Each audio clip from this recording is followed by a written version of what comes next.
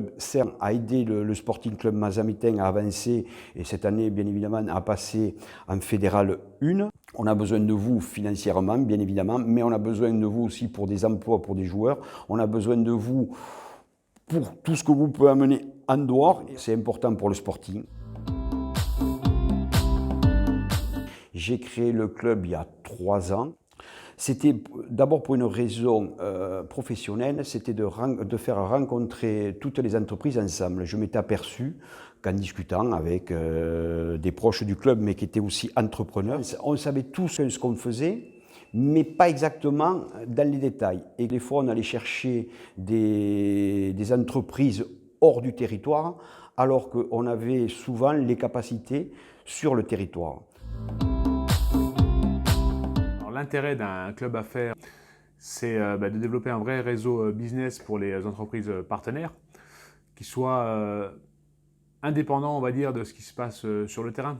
Parce que le but, c'est que, bien évidemment, que la passion du rugby nous regroupe à tous.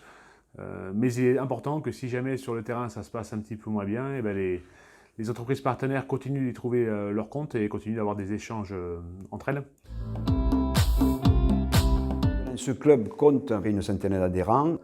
Manu Velasquez et Domicène redonnent une belle dynamique à ce club. C'est important pour le Sporting, c'est important aussi pour ce bassin mazamétain de réunir toutes les entreprises. Le club bleu et noir, c'est aussi de ne pas se figer rien qu'entre entreprises mazamétaines, mais de voir aussi ailleurs, et notamment nos voisins de Castres et le club interentreprise du Castres Olympique. Justement, on est vraiment dans ce que je viens de dire, dans les échanges business entre entreprises locales, entreprises du territoire.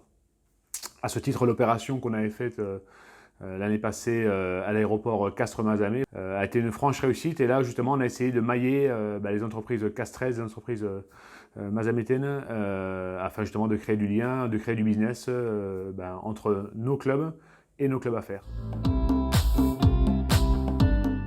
J'ai fait la rencontre du club bleu et noir en juillet 2015 d'une façon un petit peu particulière puisque l'entreprise précédente, Cabrol Construction Métallique, se retrouvait en redressement judiciaire et nous avions un projet de reprise avec un groupe de salariés et nous nous trouvions dans une impasse puisque nous devions trouver une somme d'environ 150 000 €.